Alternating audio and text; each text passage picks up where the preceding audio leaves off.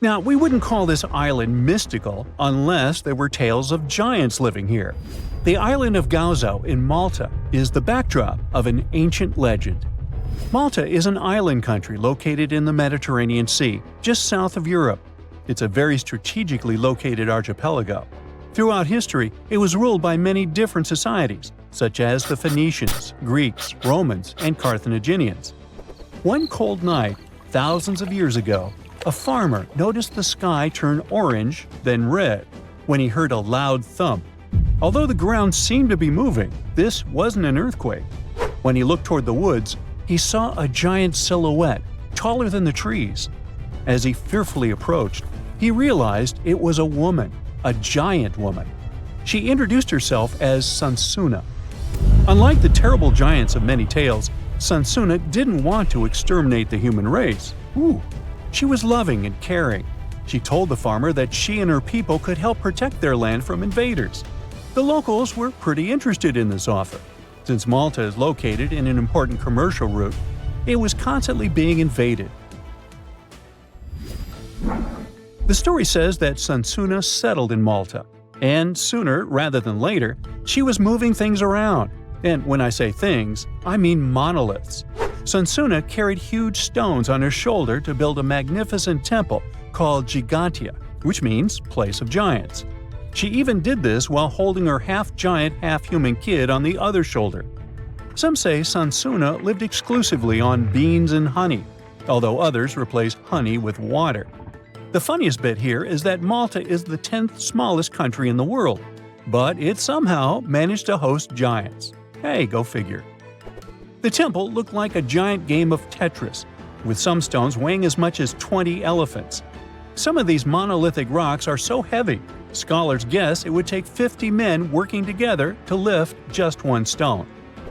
Now, as much as this is entertaining, humans never proved giants were real, so this story couldn't be true. There's a brief mention of a species of giants called the Nephilim in some ancient texts. The Nephilims would have been terrible giants that wreaked havoc on the earth and only survived until the Great Flood. But nobody ever found real proof of this species really existing on Earth, until this came along.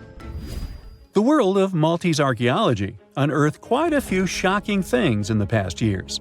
One of them are known as the hypogeum skulls. Hypogeum is the Greek word for underground, and this incredible site was discovered in the first decade of the 20th century. Back then, Malta's National Museum director received an important phone call. Someone had accidentally dug some impressive bones and asked him to come check it out.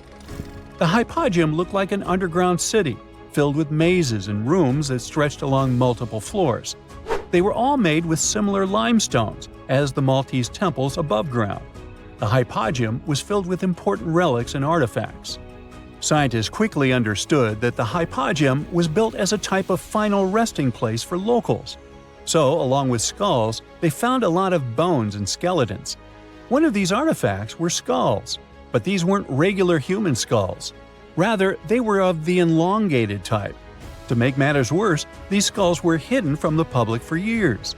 People started to talk and created a bunch of theories behind it. The truth is that this discovery was a turning point for Maltese archaeology, although scientists didn't know what to do with it. Some wondered if these skulls were natural or manipulated, since they knew some cultures in the world used head binds to alter their skulls. Other scientists threw in the hypothesis of little gray people or even the legendary giants. Some say that the elongated skulls could have been sculptures that worshipped otherworldly deities. There was no way to confirm any of these theories, so the question remained: who were the builders of Malta's megalithic temples? Now let's take a look at what scientists know.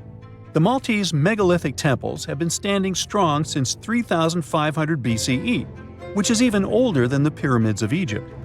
The main dilemma here is that these temples were built even before we invented writing, yet they required advanced technological skills to exist.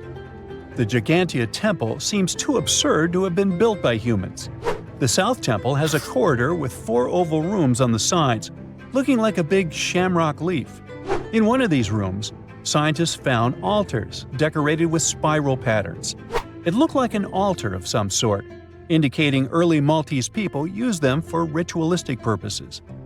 The North Temple is similar but smaller, with a very low entrance that makes people crouch down to get inside. You get it? You need to bow down to their deities in order to get into this sacred place. I mean, one can't help but wonder about the secret reasons these ancient builders had to build such a huge temple. I'm thinking they probably cast one of Daenerys' dragons to move the monoliths around. Yeah, I'm joking here. But hey, remember the entrance to King's Landing? Yup, the series used the Medina Gates in Malta as the exterior of King's Landing during Episode 3 of Season 1. Anyways, back to the giants. The ritualistic theory of the whole thing won a few points when archaeologists uncovered these mysterious figures. They're popularly known as fat ladies. These tiny statues have round bodies and faces that show how much they enjoyed life. They kind of look like a miniature Sunsana, the giantess we talked about. Scientists believe these were statues that celebrated well-being and prosperity. It does prove that the people of the time had advanced craftsmanship skills, and they were pretty intentional with their constructions and art manifestations. One of these statues is known as the Sleeping Lady. This Neolithic piece of art depicts the figure of a large woman lying on her side sleeping. After studying it deeper, scientists guessed this statue was meant to represent the Great Reaper. It was found in the hypogeum, which we now know was a huge resting place. This specific statue is different from all the other fat ladies, starting with the hair and the embroidered skirt. Then there's this statue. This is supposed to represent an 8-foot-tall woman and the rim of her skirt. She was discovered in the most unusual of ways. A farmer was trying to plow his field, but he kept hitting large blocks of stone.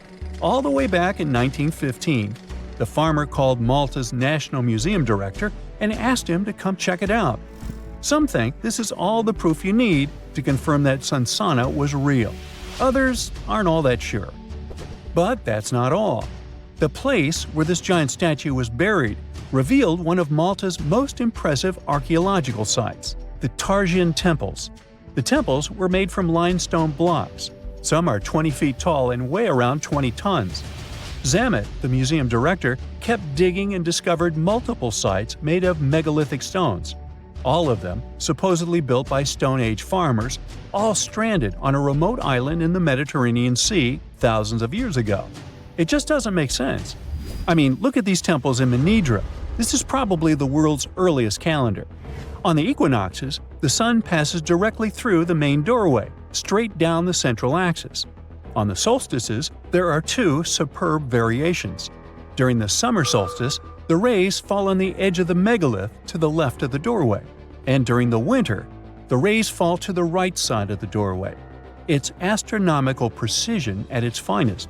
And what about the structures in the Hall Tarsian that we've already talked about? This complex is the oldest one in all of Malta. It was built with the purpose of doing animal offerings to deities. Scientists confirmed this by unearthing numerous animal bones buried in the soil. They also found a great collection of spirals, indicating that the locals also used this temple for ritualistic purposes. Overall, there are 7 megalithic temples in Malta, each more impressive than the other. Scholars keep on digging to see if they can uncover the truth, much like researchers do with the pyramids of Egypt, the lost Mayan cities in the Americas, and other sites.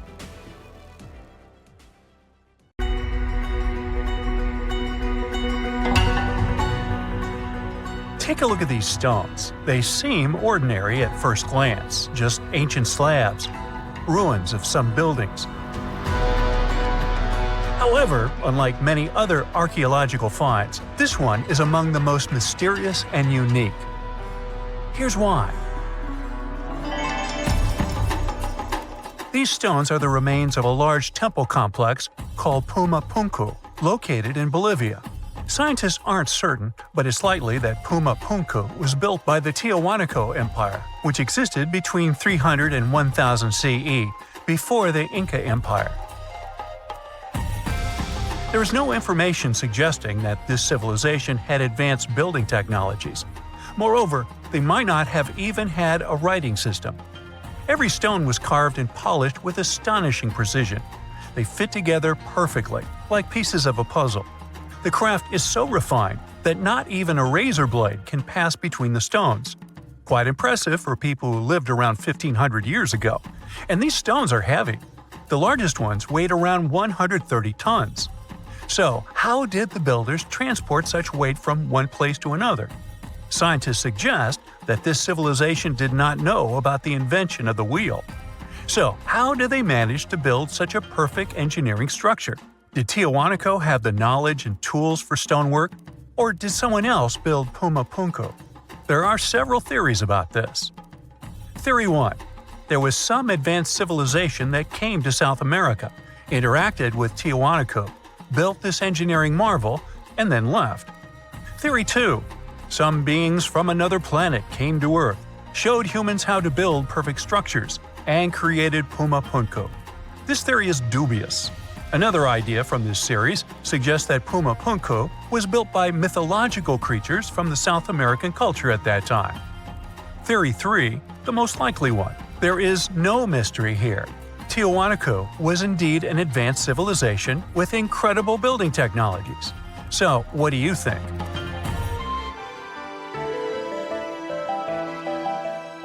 Okay, we've seen some pretty rectangular stones used for building a temple. How about perfectly round stones for studying the starry sky? Or for some other purpose, it doesn't matter. So, welcome to Costa Rica. In the south of this country lies the so-called decaspheres. These are large, heavy, round stones created in the pre-Columbian era, around 600 CE. Now, each stone is made from a unique type of rock formed from cooled magma. In other words, someone waited for a volcanic eruption to end and for all the magma to cool, and then took all this material and carved these spheres from it. But how did they achieve such a perfect shape? Scientists suggest that people use small stones to grind and carve the cooled magma. Some specialists think that the stones were made for navigation. They could have indicated the way to certain places. Another theory claims that the deca squares were used for astronomy. No one knows for sure. We may never get the answer to this question because the people who knew the secret of the stones disappeared after the Spanish expansion.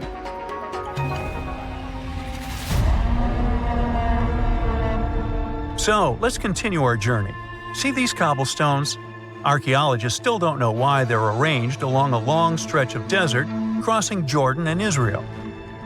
These strange stones form a chain of lines 40 miles long and have been here since around 300 BCE. Because they were discovered by pilots during flights about 100 years ago, some call these stones kites. One of the more popular theories suggests that people placed these structures here to lure animals into a pit where they could be caught. Apparently, ancient hunters knew the behavior of local fauna well, and were sure the animals would somehow walk along these stones, ending up in an open area with a pit where hunters could easily do their work. Perfectly smooth rectangular and square stones, round stones, stone traps for animals. What's next? How about a stone canvas or stone painting? To see this ancient artifact, we'll travel to Glasgow, Scotland, where archaeologists unearthed a stone slab created about 5,000 years ago. It is called the Cockno Stone.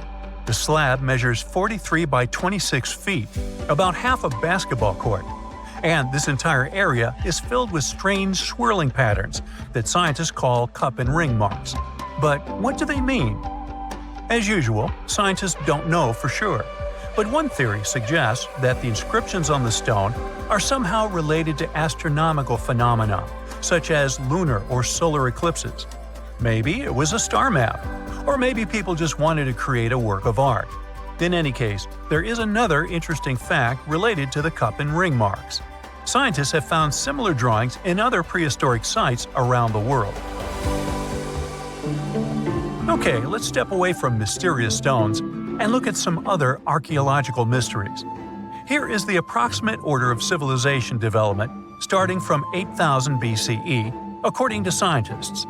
First, people settle in one place and build a city or settlement there. Then they engage in agriculture, and after that, they build temples. But in 1994, archaeologists said, no, the order might have been different. What if people first built temples to worship higher mythical beings and only then built cities and engaged in agriculture? Let's go to Turkey, to the rural area of Gobekli Tepe, where in the mid-1990s, archaeologists discovered several stone pillars with carved animals on them. This ancient structure dates back to around the 10th millennium BCE. Now, this place is considered one of the oldest places of worship in the world.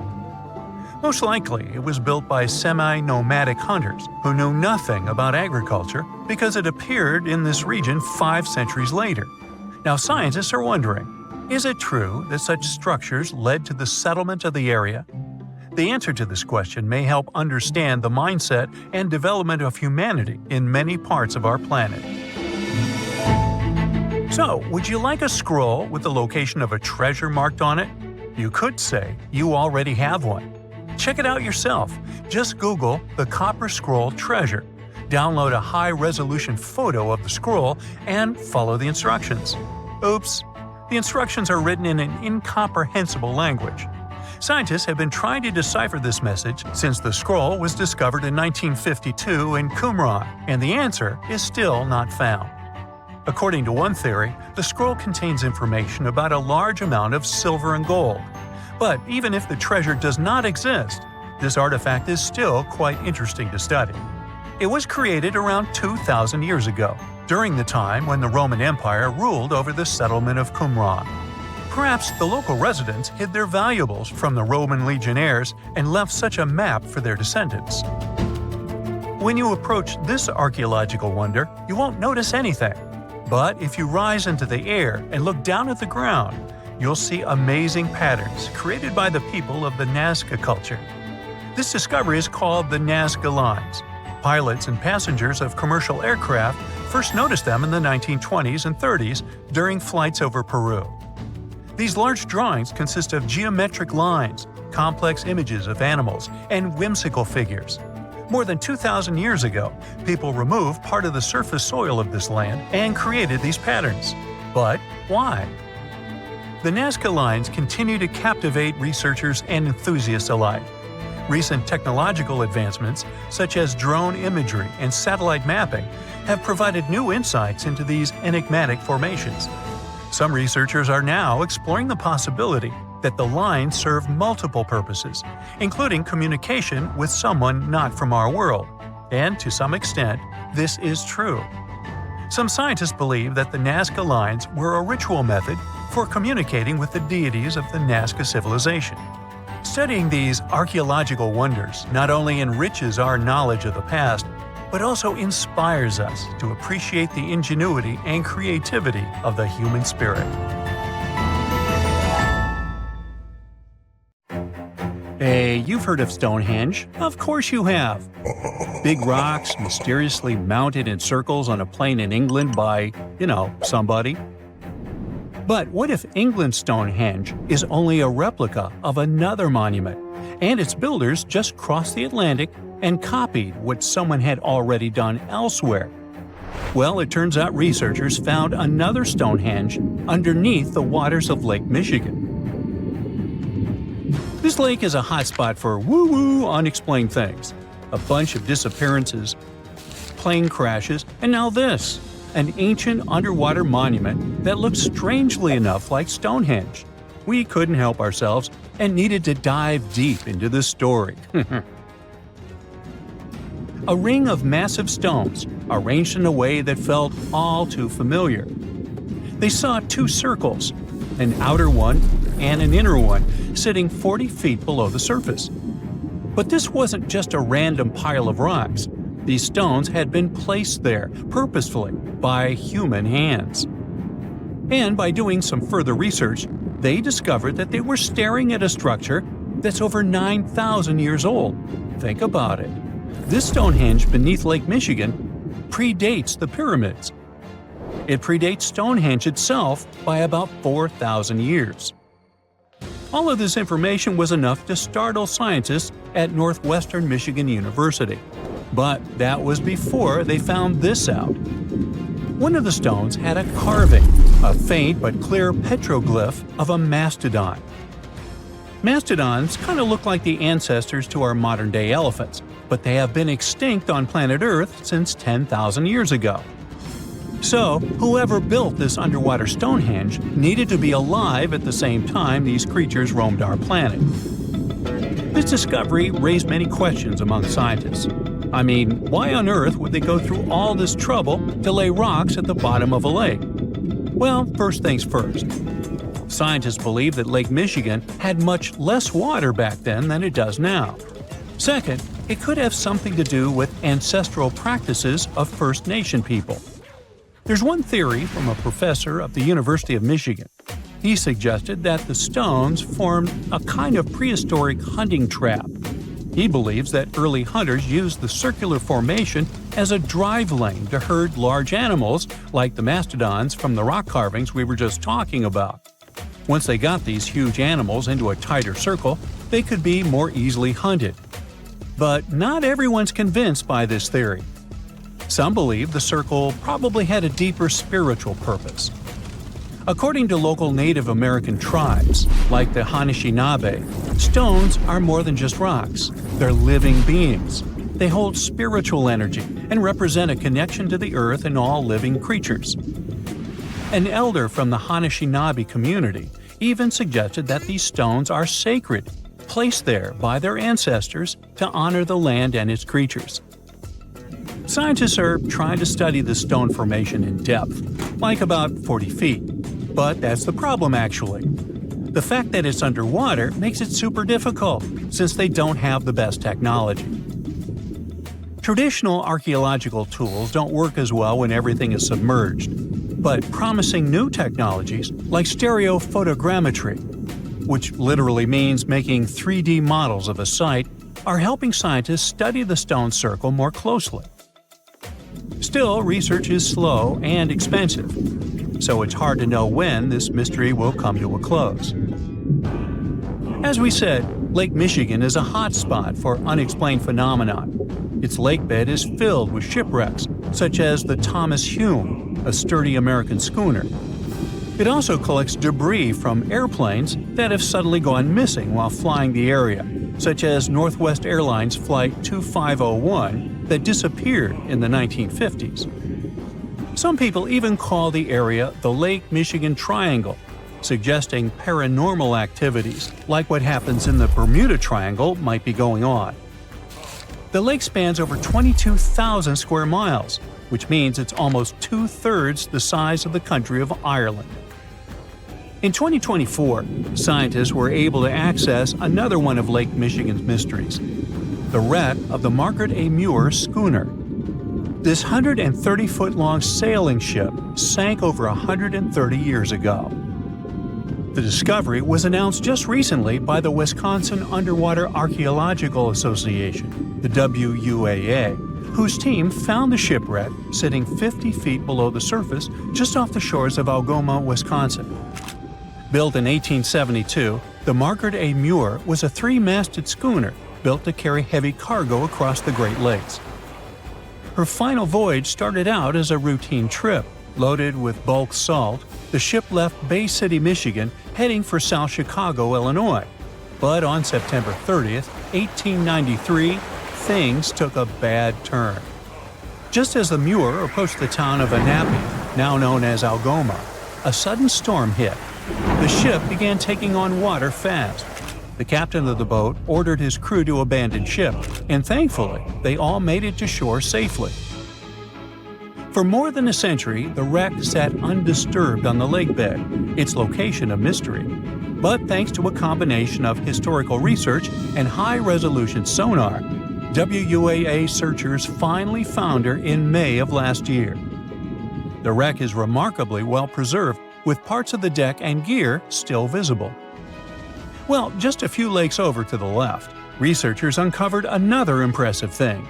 At the bottom of Lake Mendota, near Madison, Wisconsin, researchers found 11 ancient canoes. They believe the oldest of the canoes dates all the way back to 2500 BCE. Now, if you don't get why that's important, it's because you're thinking with today's head. If in a classic Midwest highway you see a bunch of pickups, then back in the ancient days, you see only canoes. They were the main mode of transportation for indigenous cultures. They were used to fish in deep waters, trade goods, and travel long distances. The reason why scientists were so excited with its discovery is because they had never found any proof of what canoes were being used for in this region back then. And to understand the local cultures that inhabited the area during this time period, they needed to have some information on that. This exciting discovery was announced by the Wisconsin Historical Society in May 2024. The first canoe, which they believe is around 1,200 years old, was pulled from the lake in 2021. Then a second one was dug up in 2022. And now divers have found at least 11 more canoes along what would have been an ancient shoreline, long since submerged. One theory is that these canoes were intentionally sunk to keep them from freezing or warping in winter. It's possible people stored them in the same spot for generations. Or maybe this is just a small part of a much bigger settlement. Historians do believe there could be an ancient village hidden under the water of the lake. Divers have already found stone tools, like net sinkers used for fishing, but the village itself hasn't been located yet. Truth is, while the Great Lakes often steal all the thunder, scientists point out that smaller lakes like Mendota have stories too. The Wisconsin Historical Society is working closely with Native nations to piece together more about the lake's history. You'll need to believe me when I say there is a third Stonehenge, all the way under the waters of Lake Constance, Switzerland. I mean, think of it like Stonehenge's cousin. Archaeologists began to discover this back in 2015, when they found a line of 170 man-made stone cairns under the lake. Scientists say this was most likely the work of several villages, and that the cairn site was probably used for some collective purpose because, well, the formations are huge. Some of them are several dozen feet wide, and they can build up to 6 feet. The most amazing discovery so far is that the site dates back to around 5,500 years ago. So around the time the original Stonehenge was being built. Some of the facts that link them together are their construction dates, as well as the distinct characteristic of stone monuments built in a circular format. Scientists don't know much about this site yet, but hey, I see a pattern manifested all over the world, don't you? We all grew up believing that Stonehenge is the world's most ancient observatory, but now it has some serious competition for the title. Nabta Playa was built more than 2,000 miles away in southern Egypt, and thousands of years before Stonehenge and even the pyramids of Giza. In 1973, a Bedouin guide stumbled upon a strange group of huge stone formations while crossing the Sahara Desert. He led American archaeologist Fred Wendorf to the site, located about 60 miles from the Nile. Wendorf's friend and colleague claims the team found the stones while stopping for a bathroom break in the desert. Either way, what they found changed history. At first, Wendorf thought the stone structures were just natural formations, but then it hit him. This area was once a lake, meaning no natural rocks should even be there. He kept coming back to the site for decades, and by the early 1990s, his team finally uncovered a circle of stones that seemed to line up with the stars in a way no one could explain. After 7 long years of trying to crack the mystery of the site, Wendorf reached out to an expert in archaeoastronomy. They study how ancient people used the stars. One evening, while the expert sat in the cool desert sand staring at the stones, he realized that they formed a pattern radiating outward from a massive burial mound. One by one, as they dug into the sediment, the buried megaliths started lining up like spokes on a wheel.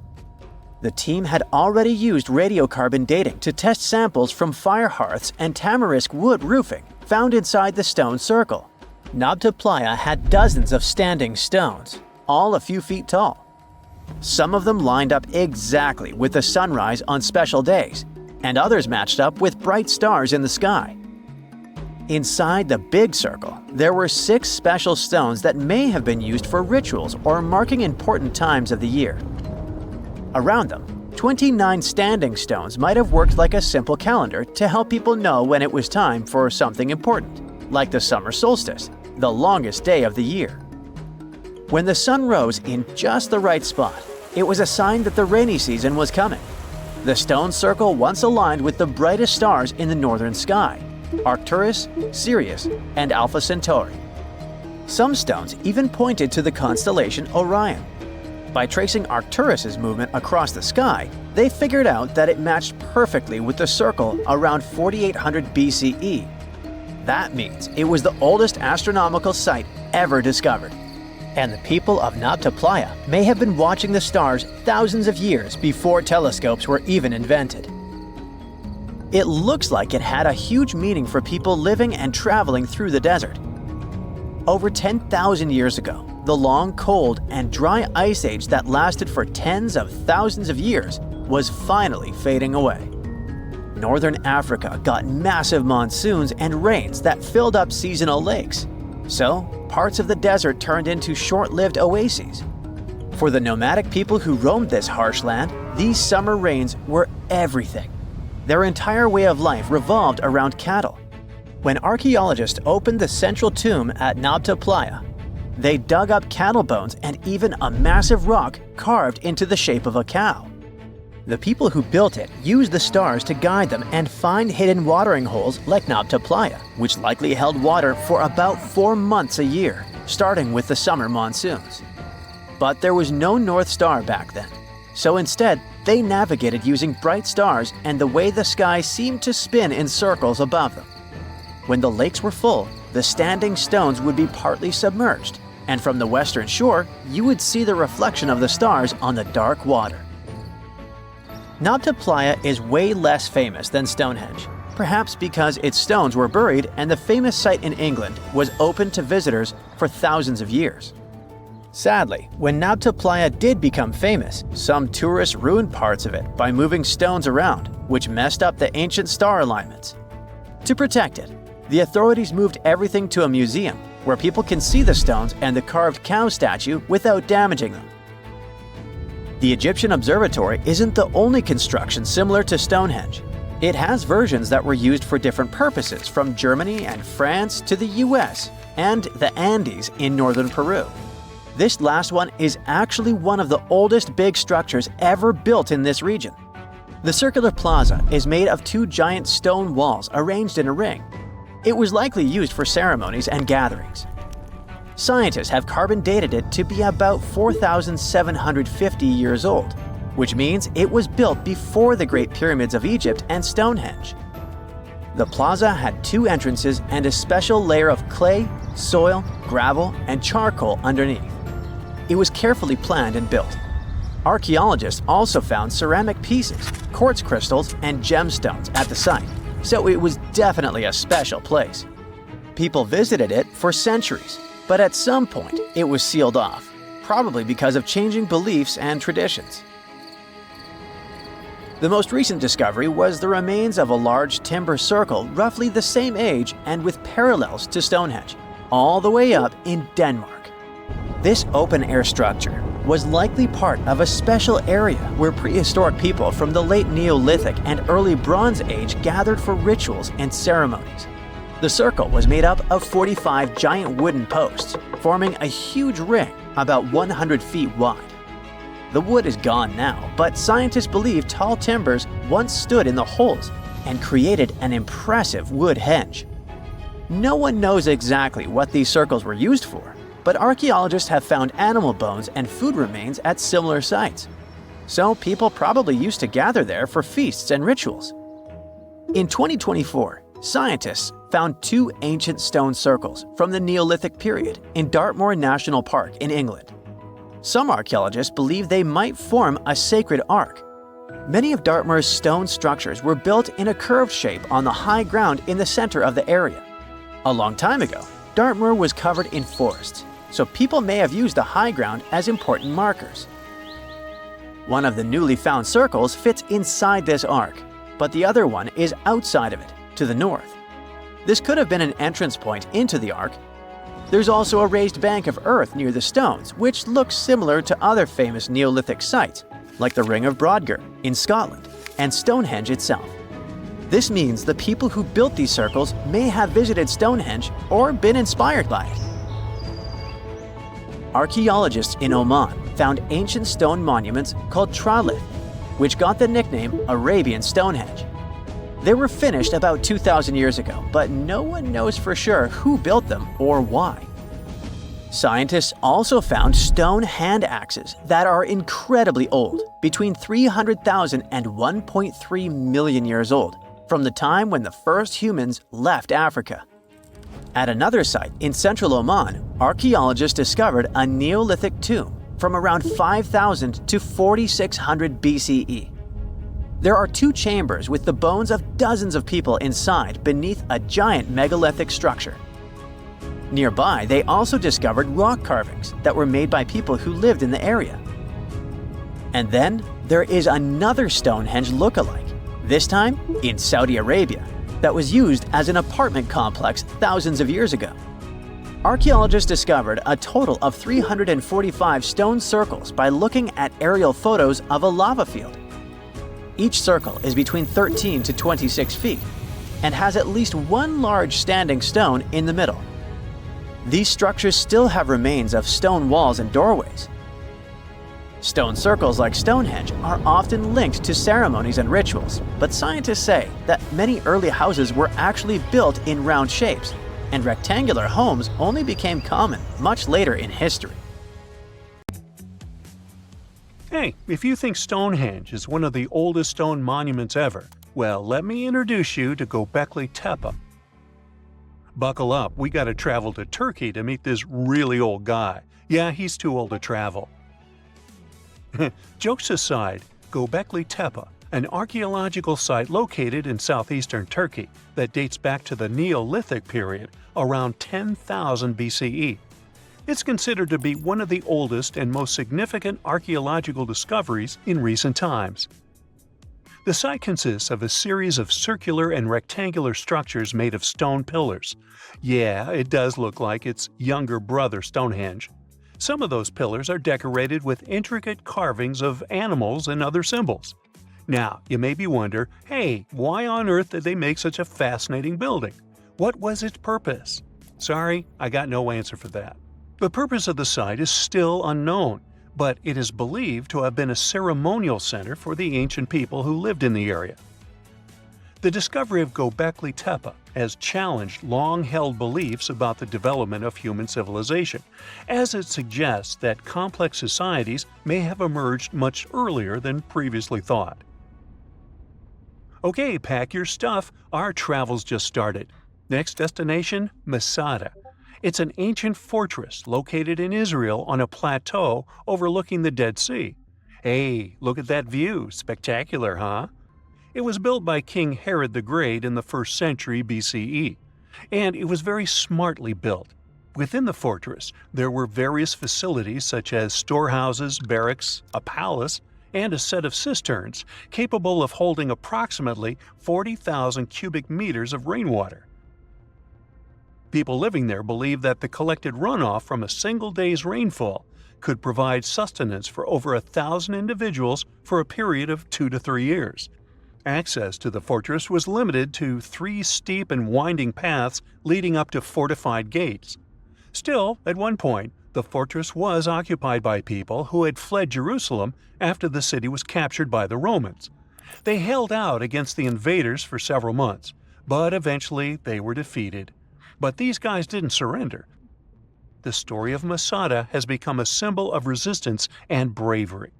Today, Masada is a popular tourist attraction and a UNESCO World Heritage Site. The next flight is going to be short. We're popping over to Egypt to see the Karnak Temple Complex. It's a vast ancient Egyptian temple complex located in the city of Luxor, Egypt. It was built over a period of 2,000 years and covers an area of more than 200 acres. The complex is dedicated to the worship of the deity Amun-Roka. Wait a minute, that should be Amun-Ra. And it was one of the most important religious centers in ancient Egypt, The Karnak Temple consists of several temples, chapels, and other buildings, including the Great Temple of Amun, the Temple of Khonsu, and the Temple of Ptah. Ptah! The Great Temple of Amun is the largest and most impressive temple in the complex, with massive columns, statues, and other decorations.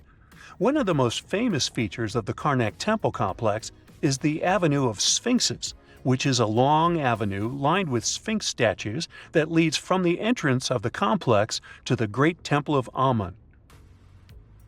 Another notable feature is the Hypostyle Hall, which is a massive hall with 134 columns that are over 70 feet high. The Karnak Temple complex is a popular tourist attraction and a UNESCO World Heritage Site. It's considered one of the most important archaeological sites in Egypt and provides a fascinating glimpse into the religion and culture of ancient Egypt. Hey, we can't hop on the next flight and leave Egypt until we see the Pyramid of Djoser. It has another name, by the way. It's also known as the Step Pyramid. This ancient Egyptian site is located in Saqqara. It was built during the 27th century BCE for the pharaoh Djoser by his architect Imhotep, who is considered one of the most important figures in Egyptian history. People believe this pyramid is the first monumental structure built entirely of stone and is an important example of early Egyptian architecture. The pyramid originally stood at 203 feet tall and was surrounded by a complex of buildings and courtyards. It was constructed in 6 layers, each smaller than the one below it, giving it the distinctive step-like appearance. The pyramid was used as a burial place for Pharaoh Djoser and was surrounded by a vast necropolis that contained the tombs of many other important officials. The Grateful Dead? The Pyramid of Djoser has several renovations and additions over the centuries, including the addition of a limestone casing that covered the original step structure. However, much of the pyramid was destroyed over time, and today only the central core remains. Despite this, it remains an important archaeological site and a popular tourist attraction in Egypt. Alrighty, we're ready to move on. There's one more pretty recent discovery we gotta see today. The Tower of Jericho was only discovered during excavations in the 1950s and 60s. It's an ancient stone tower located in the city of Jericho in the West Bank. Just like Gobekli Tepe, this one is believed to be one of the oldest stone structures in the world, dating back to approximately 8000 BCE. The tower stands at over 28 feet tall. It's made up of 2 main sections, an inner tower and an outer tower, which are connected by a series of stairs. The purpose of the Tower of Jericho is not entirely clear, but it is believed to have served as a defensive structure or a watchtower. It may have also had religious significance, as it was located near a sacred spring. The Tower of Jericho is a significant archaeological site and has provided valuable insights into the early history of human civilization. It's open to visitors and is a popular destination for tourists interested in ancient history. Now, this ancient site even got attention from Netflix, and they made a movie where the action takes place in Mohenjo-Daro. This site was a major center of the Indus Valley civilization in present-day Pakistan. Mohenjo-Daro was one of the largest cities of the ancient world, with a population estimated to have been around 40,000 in its peak. Trust me, that must have been a crazy megalopolis back then. The city was notable for its advanced urban planning, with sophisticated drainage and sanitation systems, and its impressive architecture, including the Great Bath and the Granary. Mohenjo-Daro was abandoned around 1900 BCE, and its ruins were only rediscovered in the 1920s. Today, it is a UNESCO World Heritage Site and an important archaeological site for the study of ancient South Asian civilization. We're heading to a teeny-tiny country that has quite an impressive history. Welcome to Malta. The Xigantia Temples are a Neolithic site located on the Mediterranean island of Gozo.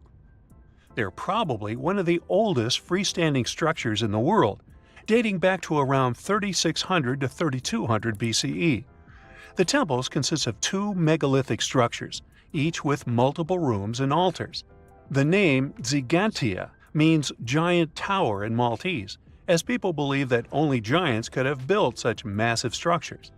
The temples are believed to have been used for religious purposes and are considered to be an important example of prehistoric architecture.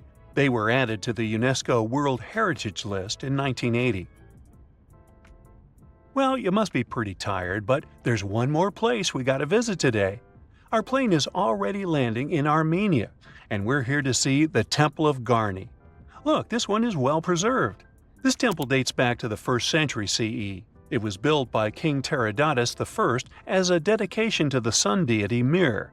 Sadly, the temple was destroyed in the 17th century during an earthquake, which is quite a common thing for this area, but it was later reconstructed in the 20th century. Today, it's a popular tourist attraction and is also listed as a UNESCO World Heritage Site. Ever since Plato wrote about the allegory of Atlantis, humanity has been fascinated with the possibility of the discovery of a thriving underwater civilization. Fancy joining me on a trip to a few historic underwater sites?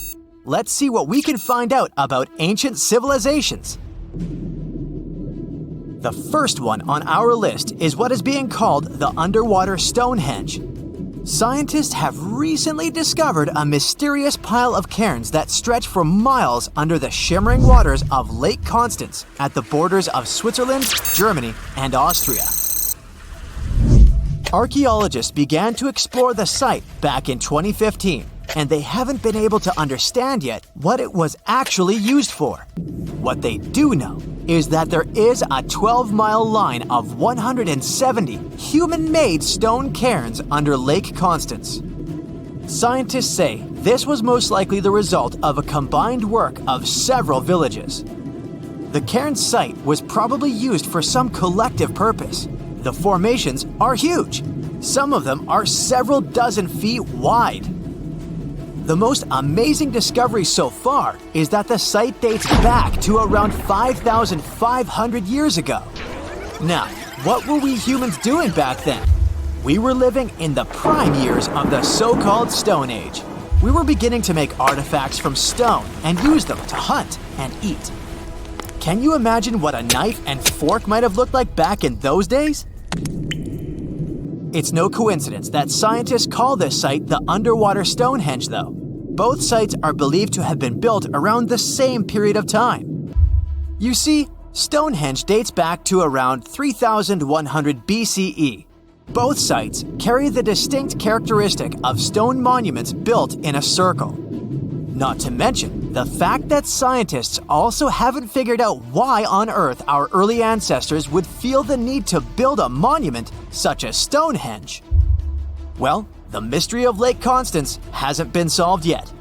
Who were the Neolithic people from this area? And for what purpose did they go through such an amount of work and effort to build this huge stone site? Next, we're taking you on a tour of the Ryukyu Islands just off the coast of Japan. You're diving deep down to an archaeological site. But I should warn you, the waters of the Pacific Ocean are far from smooth. It doesn't take long before you see a huge structure, thanks to the sunlight shining down on the seabed.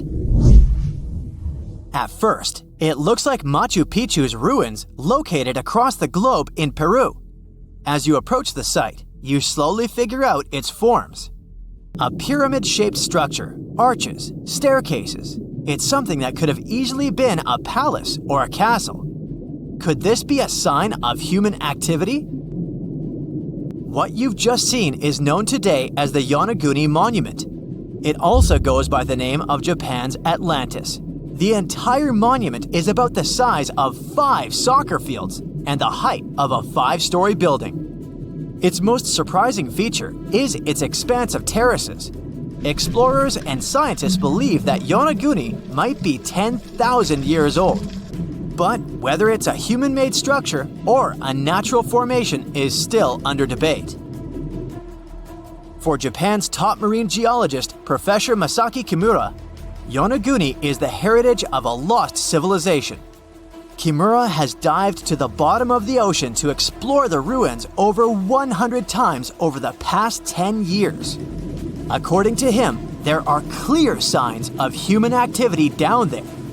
On the monument's surface, there is a triangle-shaped concave that is a historical symbol of water fountains in the region. There's also a giant turtle carved on the eastern side of the structure.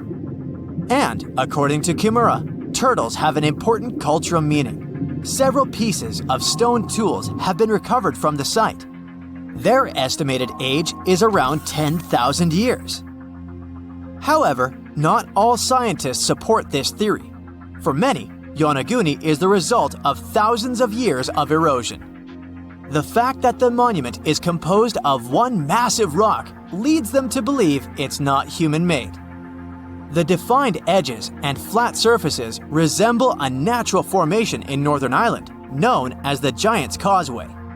The basalt columns look like the ruins of a palace, but they're actually the result of volcanic activity in the region. Now, you're flying to the coast of Greece, 4 hours away from Athens. More specifically, you're in the Peloponnese Peninsula. You dust off an old snorkel and head for a free dive on a bright sunny day. Sometime into the dive, you start noticing patterns on a seabed.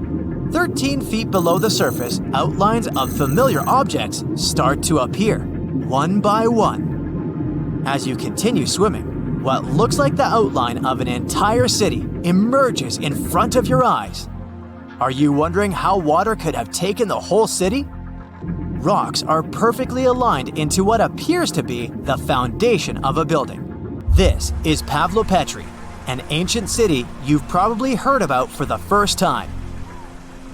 It was discovered by Nicholas Fleming, a British oceanographer, when he was on vacation in Greece.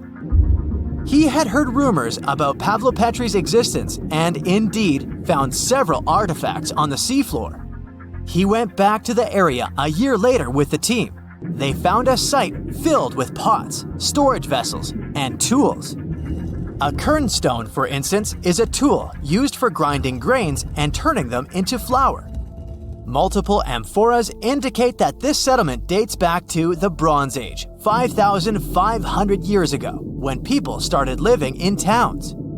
The settlement is believed to have existed for over 2,400 years. Today, Pavlopetri is considered the oldest submerged town ever discovered, and what's impressive is that it wasn't a simple village. It was a vibrant port city with stone buildings, a marketplace, streets, and even squares. The next stop on our voyage is one of today's most famous underwater cities that has been turned into an archaeological park. The city of Port Royal in Jamaica exists only below the surface, but in 1692 it was one of the wealthiest cities in the Western Hemisphere. Port Royal was the center of the British Empire at the time and an important trade city that attracted people from all over the region. It was also home to real-life pirates of the Caribbean. On the morning of June 7, 1692, the people of Port Royal met a different fate than they had probably expected. The city woke up shaking. People were thrown out of their beds by the power of a massive earthquake, ranking 7.5 on a Richter scale. One survivor said he had seen Earth opening up and swallowing the whole town. What he said could be true, as the city was mainly built on sand. The ground swallowed buildings, roads, you name it.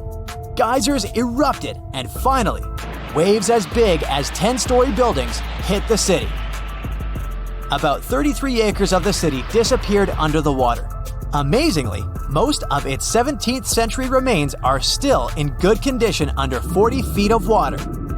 Archaeologists have found taverns, storage rooms, kitchens, and recreational buildings used for diverse purposes. You can also see a grand lion statue, a submerged bridge, and many picturesque arches. Of course, I saved the best for last: India. Just off its coast lies another sunken marvel.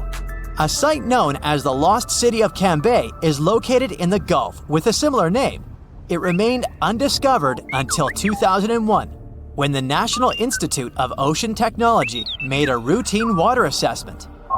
With the help of sonar technology, which sends a wave sound to the bottom of the sea, they found something far beneath the surface. Images showed well-defined geometric shapes spread along a 5-mile stretch. The remains date to more than 9,500 years ago, meaning this civilization was lost at around the end of the Ice Age. Debris recovered from the site included construction material, pottery, beads, sculptures, and even bones. Scientists argue whether these artifacts are indeed from the site, but if they truly are, then the lost city of Cambay might be the oldest civilization in the world. Hundreds of thousands of tourists try to push it back up for cool photos. But can anyone really save the Leaning Tower of Pisa from falling over?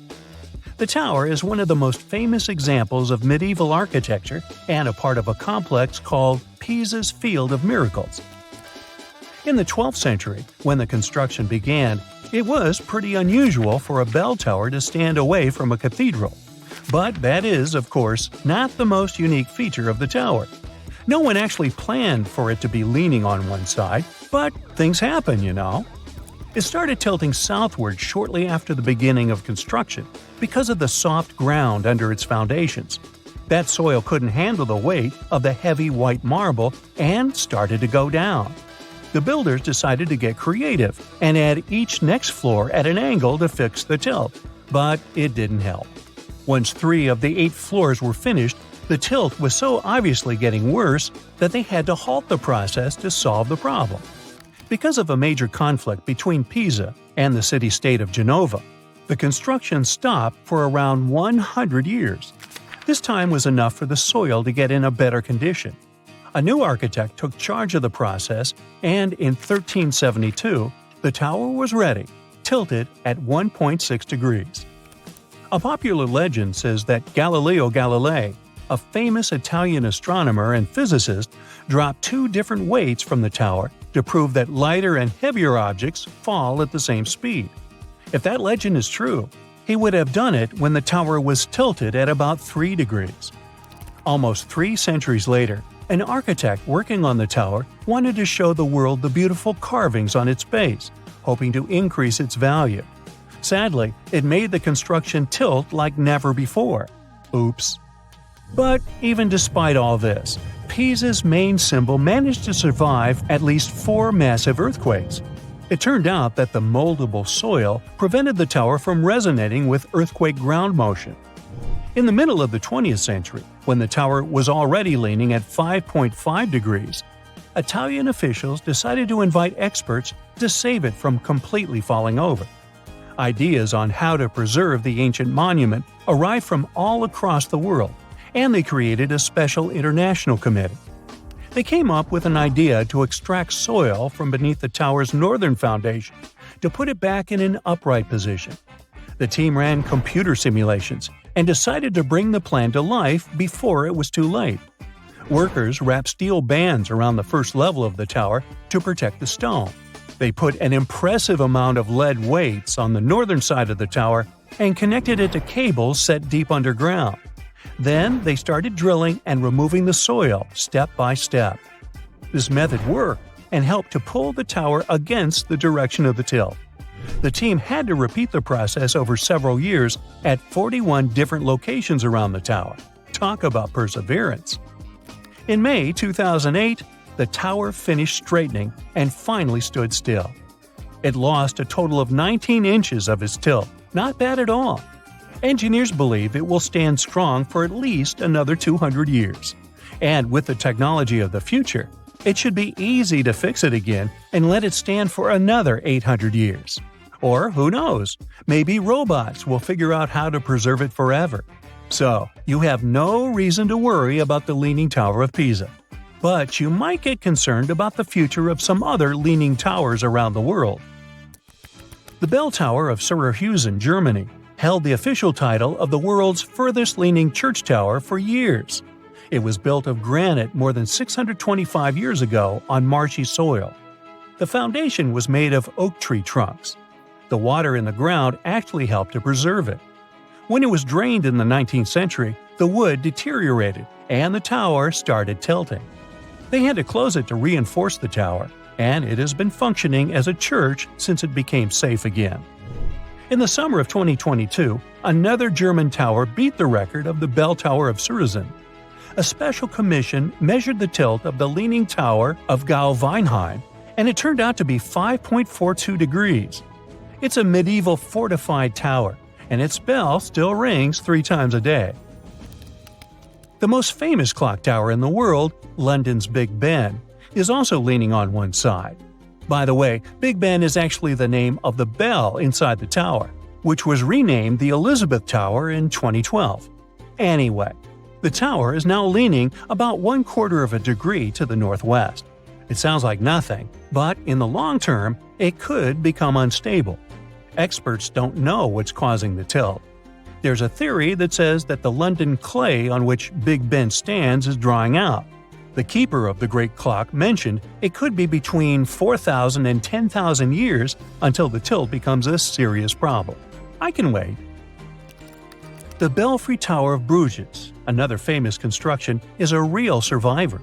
Lightning struck it at the end of the 15th century, burning the spire to ashes and ruining the bells. The new spire was also devoured by flames 2.5 centuries later. So what you see today is the result of several rebuildings. The tower now has 47 bells. They used to play an important role in the life of the city. The bells would ring to announce fire alarm, work hours, and major events. If the tilt of 34 inches isn't disturbing you, you can climb the tower to enjoy the views from the top. And if you think only constructions from the Middle Ages can tilt when no one asked them to, meet San Francisco's Millennium Tower. The skyscraper is the tallest residential building in the city.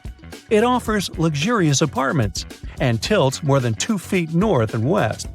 It has no plans to stop leaning so far and keeps going at a speed of 3 inches a year because it's sinking into the ground. And if no one manages to solve the problem, it could reach a tilt of 40 inches. If it goes any further on the side, the elevators and plumbing might not function anymore. All this is most likely the result of a construction mistake. The proposed solution now is to install 18 steel pipes down to bedrock deep underneath the tower to halt and probably even reverse some of the tilting. Some buildings are made tilted on purpose. The Capitol Gate Tower is one of the architectural gems of Abu Dhabi, UAE. This beauty has an incline of 18 degrees, which helped it win the title of the farthest leading building made by humans. The tower has 35 floors and symbolizes the blending of sea and desert. The main construction is supposed to look like a spiral of sand, and the curved canopy is a splash of water.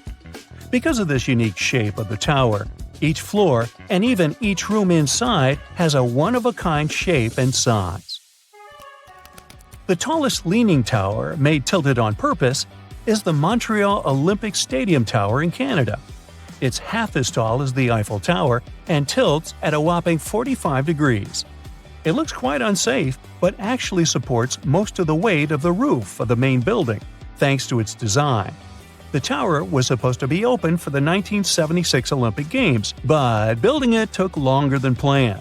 The top 3 floors of the tower host an observatory with panoramic views of up to 50 miles in every direction. A funicular can take you up there to enjoy the scenery, but you gotta be prepared for a 2-minute ride. Hey, don't worry, you can lean on me. Stonehenge took approximately 20 million man-hours to build. For comparison, an average human doesn't live much over 700,000 hours. This is Jack, one of the first builders of Stonehenge. Let's say Jack lived to be 80 years old, which is extremely improbable, but it makes it easier for me to crunch the numbers, thanks. If Jack had spent his entire life, from age 0 to age 80, working on the Stonehenge project, it would have required approximately 28.5 generations of people doing the same thing to complete it. That's next to impossible. To make it more plausible, let's multiply that by 2. After all, Jack wouldn't want to dedicate his entire life to moving stones, and he didn't live to be that old. Thus, we arrive at around 57 generations needed to build Stonehenge. That's not enough room on the screen for me to introduce John, Jack's great-great-great-great, you get the drift, grandson. So it all began around 5,000 years ago with just a simple circular earthen bank and ditch. Fast forward to around 26,000 BCE, and the builders replaced that initial structure with a complex arrangement of wooden posts and brought in around 80 dolerite bloom stones from Wales, which were rearranged at least 3 times. Then, a few hundred years later, they added those massive sarsen stones, each weighing around 25 tons. These enormous sandstone blocks were transported about 19 miles to create a continuous outer circle, with 5 trilithons, 2 upright stones topped with a lintel, forming a horseshoe shape inside. It was a millennium-long building process that demanded years of hard work. So, people must have lived nearby, right? But how would they have found shelter back then? Today, we have houses for builders on site, small accommodations that serve as temporary housing. But structures like this definitely didn't exist when Stonehenge was constructed. Did they? Well, actually, they existed. And some recent archaeological digs near Stonehenge prove it. Archaeologists found this Stone Age eco-home, which is a huge deal since it's one of the earliest settlements in the area. This newly uncovered Mesolithic home dates back to around the year 4300 BCE. Let's take a closer look at this house, shall we? Now, for the walls, people back then used a large fallen tree, its trunk to be more precise. These wooden walls were reinforced with flint, and they even lined the pit left by the uprooted tree with cobblestones. To create the roof, they opted for animal hides, which sounds like a wise choice. They must have provided protection against the unpredictable weather of the British Isles. Now, you might be wondering, the weather in Britain is indeed unpredictable, and it has been that way since time immemorial.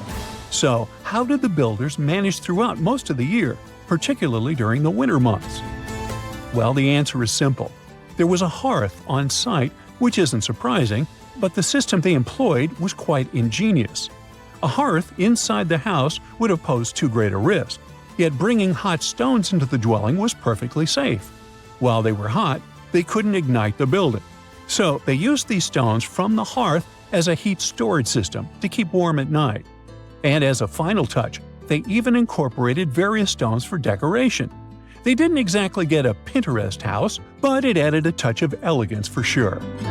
And if you think this discovery is merely about the houses, think again. It significantly changes our understanding of how people lived during that time. This discovery places them in an important prehistoric setting right at the start of the Neolithic area, sparking some interesting questions about whether these early folks could be related to the people who built Stonehenge. But there's a big worry. Experts are concerned that this significant find, along with other buried archaeological sites, could be at risk if the authorities go ahead with plans to build a tunnel to reroute the A303 away from the World Heritage Site. Sure thing the house the scientists found wasn't in perfect shape, and it lacked some crucial elements people use for living. Some of them decayed over time, while others were simply absent. So the scientists took 20 tons of chalk, 5,000 hazel rods, and 3 tons of straw, and used all this to recreate the 4,500-year-old design houses. These new buildings are located close to Stonehenge, which is incredible since in this area, planning permission for even a new cowshed is problematic. So, what are these houses like? Well, first off, there are 4 of them, and they're oval-shaped. They're built on the foundation of real houses that stood there about 4,500 years ago, just around the time the Stonehenge Eco House was going up. The houses aren't very big, they're single-room structures. When it comes to dimensions, it was straightforward to estimate since we could gauge the size of the roof and the height of the walls based on the foundations. Each side measures about 16 feet. However, the roof structure remains a bit of a mystery. There were a few differing thatching techniques back then, so pinpointing the exact method used for these dwellings is kind of a guessing game. For now, we think it involves knotted or tied straw carefully secured onto a hazel-woven frame. When fires are lit, the smoke from the hearth wafts up through the thatched roof. Now, remember those 20 tons of chalk? That was needed for the floors and walls. The white chalk walls and floors reflect sunlight and capture heat from the fire. But here's the kicker. The builders encountered a challenge because the ground was so waterlogged that some of the chalk floors took weeks to dry out. By the time they should have been bone dry, they were still as sticky as chewing gum. Now, it's safe to say people 4,500 years ago faced similar struggles, and we can really appreciate what they went through while building their homes. The final layer of daub was applied using rags, giving a smooth, almost shiny finish that looks surprisingly classy. The interiors are furnished with wooden and wicker beds and shelves, along with clay pots and jars, all centered around a cozy hearth. The spaces feel surprisingly roomy and are filled with light that streams in through the thatched roof, bouncing off those white walls. Plus, the woven furniture adds a nice touch of authenticity to the vibe. The fires have been lit, and the first meal, bread crafted from flour ground on a stone mill next to the hearth, has been prepared. Those who tried the bread were pleasantly surprised by its flavor, finding it quite tasty. Now, here comes the bummer. Those who recreated the houses did cheat a little. While the materials used were authentic, the tools weren't. They used cement mixers to mix the daub, wheelbarrows to transport the timber, and logs by the hearth were split with steel axes instead of stone ones. Still, the builders aren't professionals, they're volunteers. So I think a bit of cheating is totally cool in this case. There are other volunteers on site who are more than happy to chat about the daily activities of the Stonehenge builders, from grinding grain with a quern to making rope from rushes. But these houses and the Eco House aren't the only remarkable things in the Stonehenge area. Some years ago, archaeologists uncovered a burial site close to Stonehenge that predates the monument itself. This Neolithic long barrow, dating back approximately 56 to 5,700 years, likely contains the remains of some of Britain's earliest inhabitants. The burial site was identified through aerial images that revealed its distinct shape beneath the crops. Salisbury Plain is rich with ancient sites, including Stonehenge, various mounds, and monuments. The area has remained undisturbed over the centuries, which is likely why so many ancient structures are still intact. This discovery also shows a significant shift in human lifestyle during that era, marking a transition from a nomadic existence to settled farming and animal husbandry, much like the Eco House itself. The long barrow in question measures about 85 feet long and 65 feet wide, though much of its above-ground structure has been lost to farming over the years. If this site is like others in the vicinity, it contains the remains of 30 to 50 individuals, along with cow skulls, which were significant to those early communities. Before we get into the reason why and how there are pyramids all around the world, let's talk about some of the examples. I'll start with the Pyramid of the Sun in Mexico. These folks really knew how to build a city. Their well-planned urban center spanned over 7 square miles and boasted several pyramids. But the Pyramid of the Sun is the most impressive. This giant pyramid was built way back in 100 CE and is one of the biggest structures of its kind in the whole Western Hemisphere. It's so big that it's 216 feet high above the ground. If you ever find yourself in this ancient city, you won't be able to miss the Pyramid of the Sun. It's right there on the east side of the Avenue of the Dead, the city's main north-south street. To build this incredible pyramid, around 1 million cubic yards of material were used, including a special kind of red volcanic rock called hued tezontle. Impressive, huh? We don't know too much about the people who built the Pyramid of the Sun or its purpose. But archaeologists believe there was once a temple on top of it. When explorers went below the pyramid in the 1970s, they found a bunch of cool tunnels and chambers. In 2011, they even found a secret stash of clay pots, obsidian pieces, animal bones, human figurines, and a mask. Who knows what other secrets the pyramid is hiding? If you decide to see this one, you must climb the pyramid using the 248 uneven steps on the west side. Watch your step. Sudan got some pyramids too. Nubian pyramids aren't as big as the ones in Egypt, but they still got around 200 of them. These ancient pyramids have been home to the tombs of the pharaohs of the Meroitic kingdom for almost 1,000 years, who ruled Egypt from Nubia to the Mediterranean Sea. The pyramids at Meroe were constructed using granite and reddish sandstone. Oh, and did you know that Sudan has more ancient pyramids than Egypt?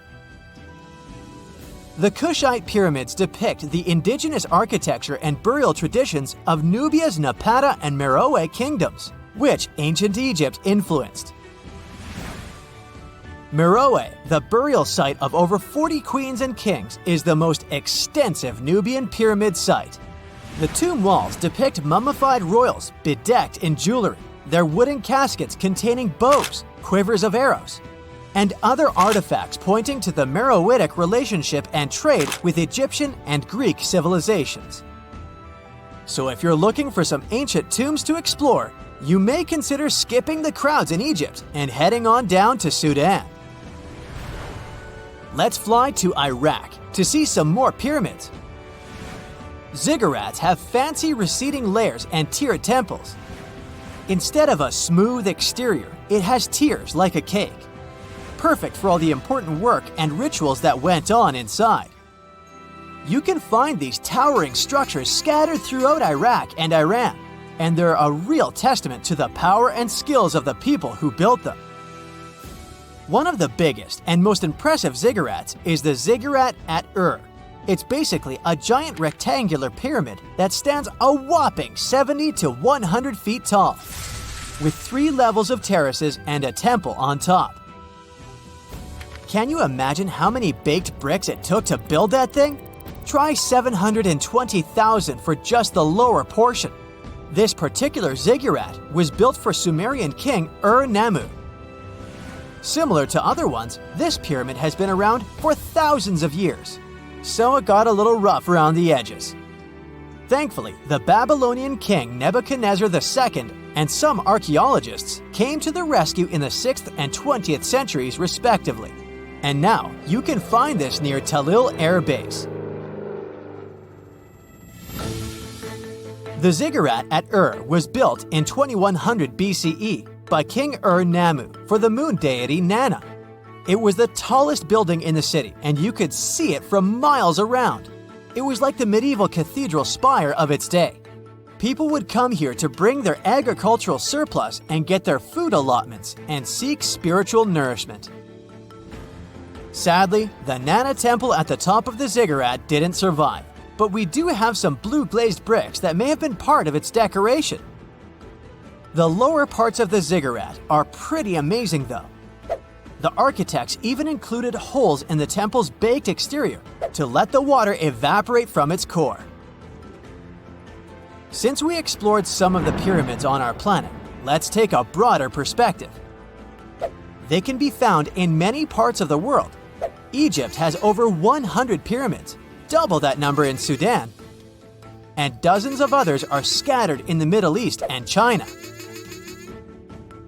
The Americas have the most pyramids in total, with more pyramids than the rest of the world combined. These pyramids are located in Mexico, Guatemala, Honduras, and El Salvador. Time to know more about the evolution of pyramids through history. The oldest pyramid is in Egypt. This pyramid was a step pyramid, which was created by placing one layer of stone on top of another. The pharaoh Sneferu is credited with creating the pyramid shape we recognize today. During his 45-year reign, he built 3 pyramids.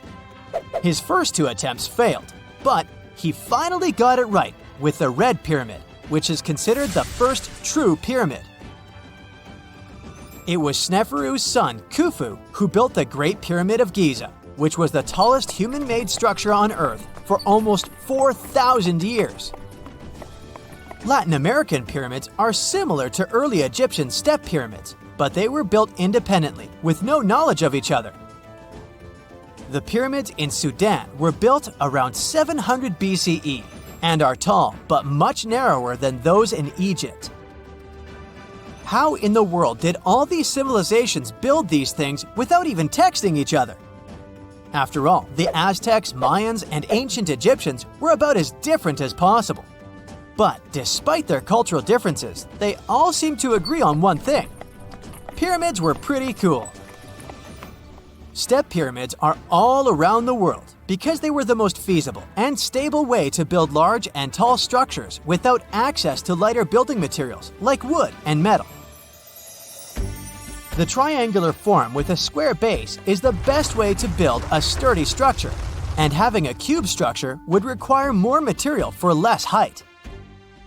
Now, when it comes to pyramid design, the Egyptian pyramids were like giant triangles with a square base, smooth sides, and a pointy top. On the other hand, the Aztecs and Mayans went for a tiered cake look, with steps leading up to a flat platform on top. So, while all these pyramids share the same basic shape, they have their own unique flair. Each group built its pyramids using different materials, techniques, and slope angles. So while they may have been inspired by each other's work occasionally, they were just doing their own thing. Egyptian pyramids had smooth, angled sides that were designed to help the pharaoh's soul ascend to heaven. The Pyramid of the Sun was built over a series of caves that served as a passageway for the deities.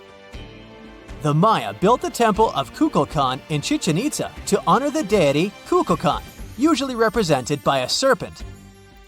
Nicknamed El Castillo, it has 91 steps on each side, plus a platform. That's 365 steps, one for each day of the Mayan calendar. Tell me, Brightsiders, how were pyramids built?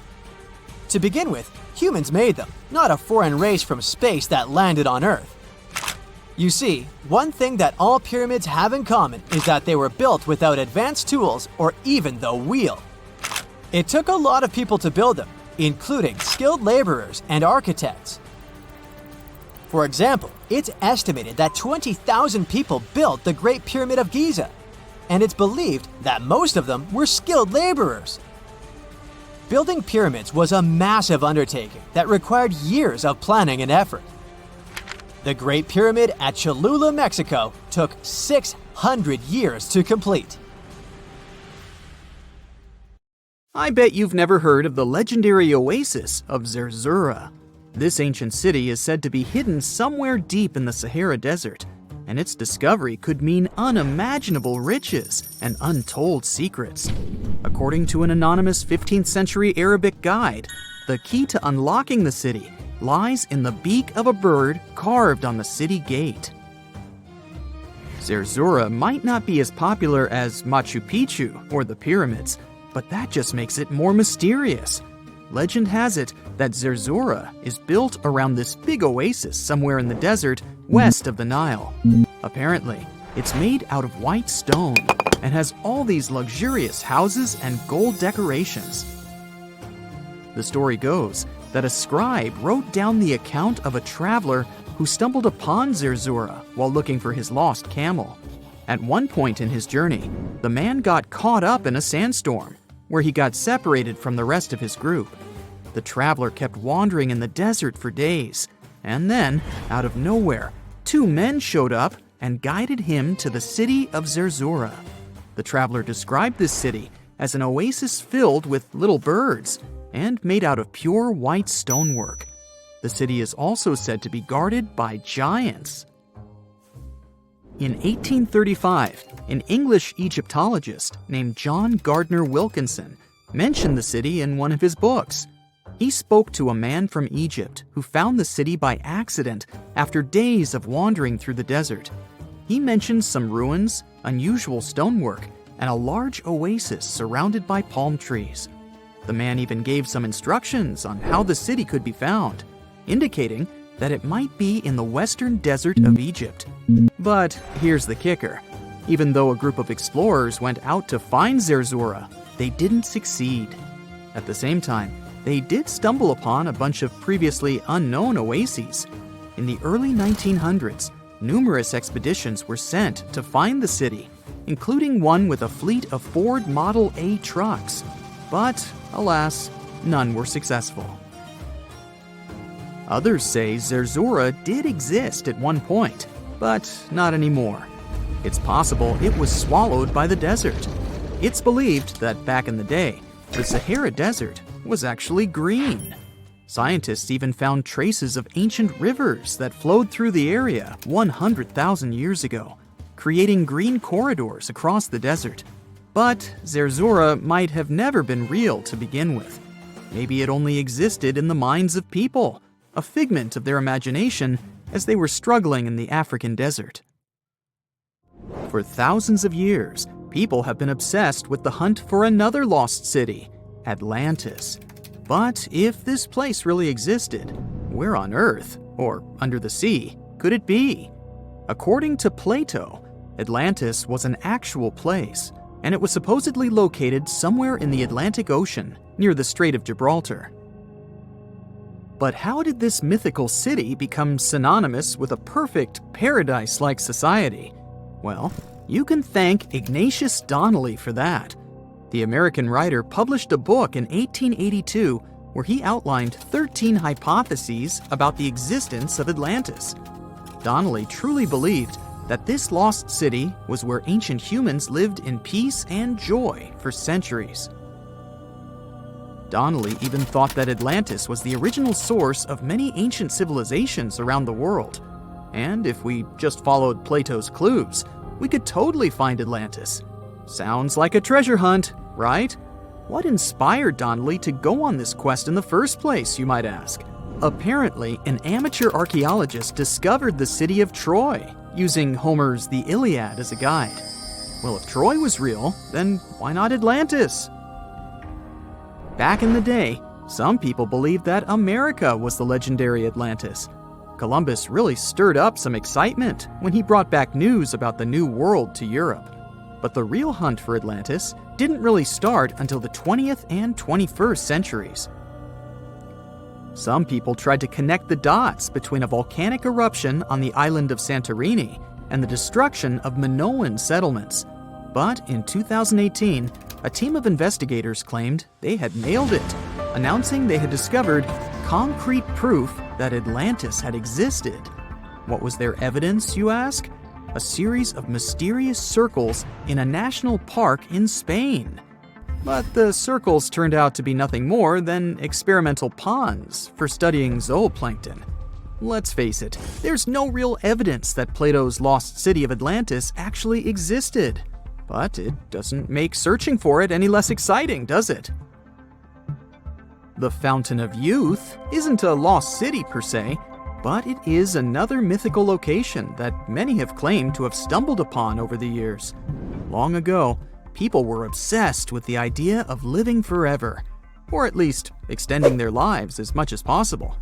Each culture had its own wild story, like the Greeks talking about a magic fountain that let people live longer, or Alexander the Great finding a river of paradise that could heal the wounded. Japanese legends spoke of hot springs that could make you young again, while the Caribbean locals talked about the restorative powers of the water in one of their own mystical lands. Explorers searched far and wide for these magical waters, but nothing. Probably the most famous of all was the story of the Spanish explorer Juan Ponce de Leon, who thought he'd found it in Florida. Now, Ponce de Leon was quite a character. He sailed with Columbus and became an important figure in the area now known as the Dominican Republic. He found gold in Puerto Rico and even became the island's administrator. But when the ruler of Spain decided to replace him in his duties, he got upset and decided to explore Florida, looking for gold and the elusive Fountain of Youth. He explored the Bahamas, but sadly, he didn't find any gold or magic water. He did, however, make his way to Florida. He explored the coast and even discovered the Gulf Stream. Unfortunately, his last expedition didn't go well, and he was wounded. But the legend of him searching for the Fountain of Youth lived on. Even though historians don't think he was really looking for the Fountain of Youth, thousands of people visit the Fountain of Youth Archaeological Park every year to try the sulfur-smelling water. It's the oldest attraction in Florida, which has been around since the 17th century.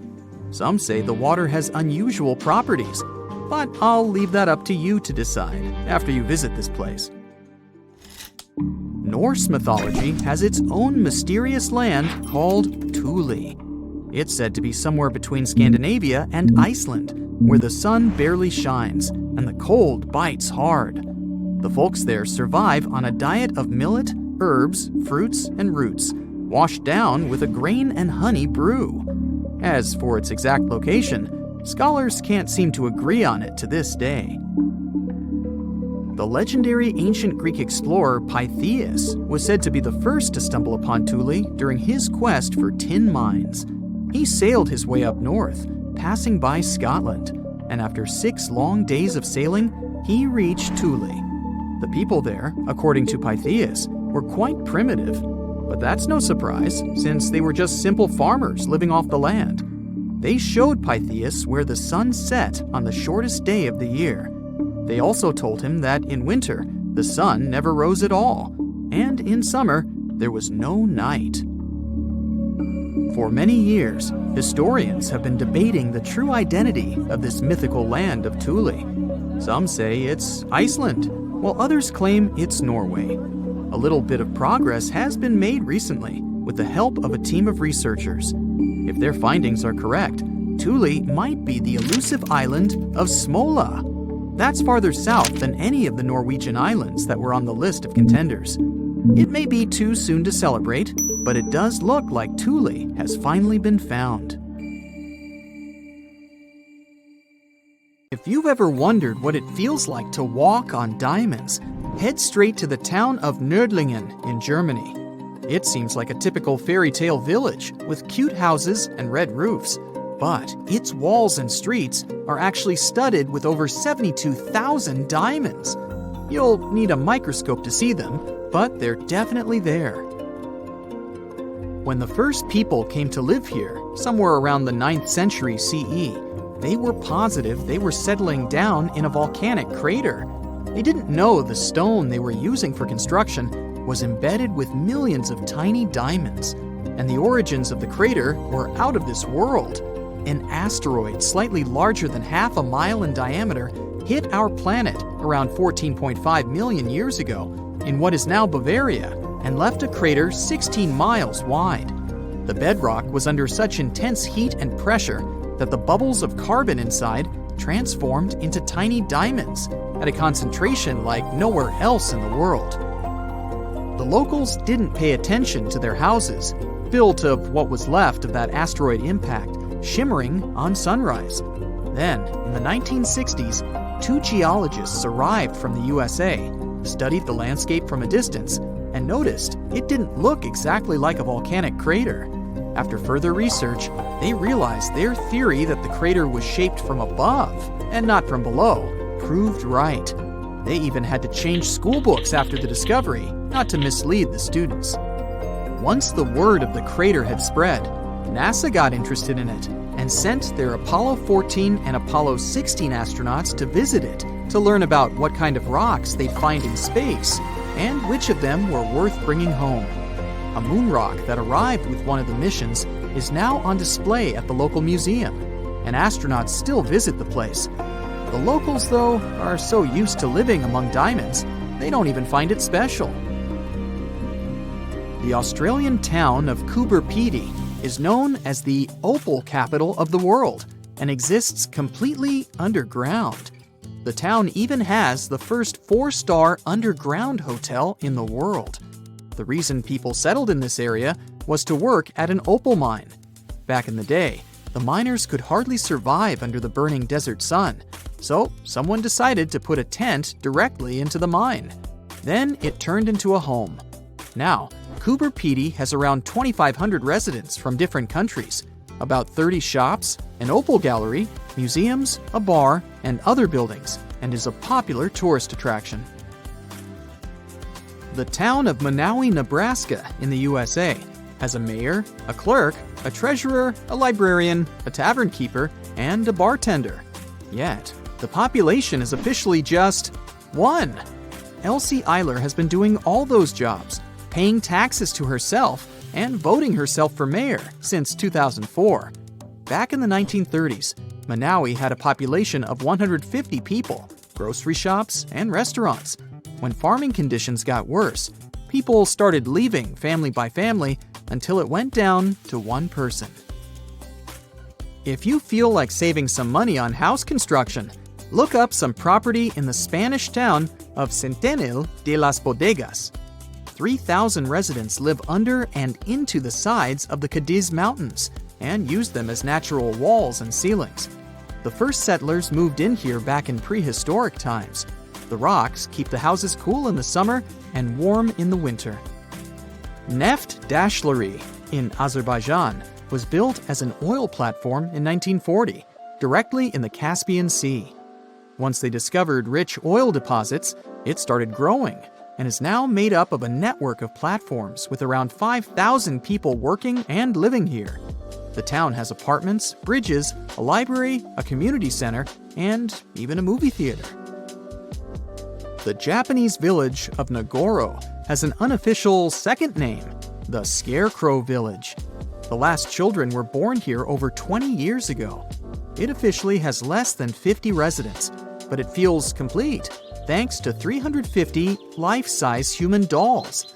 When a local lady came back here in 2000 to look after her aging father, she saw the empty streets, shops, and schools. To change that, she and her friends started making cute dolls to replace the residents. The entire town of Whittier, Alaska, lives under one roof of a 14-story building of a former barracks. That's around 220 people who live here all year round, plus all the shops, a police station, a post office, a hospital, and a church. The locals are mostly working in commercial fishing, recreation, and tourism, or for the state ferry and railroad. The idea behind having everyone and everything in one place is to save money on heating in the always cold climate and let the people do all their business inside. This way, they don't have to face the unbearably strong winds.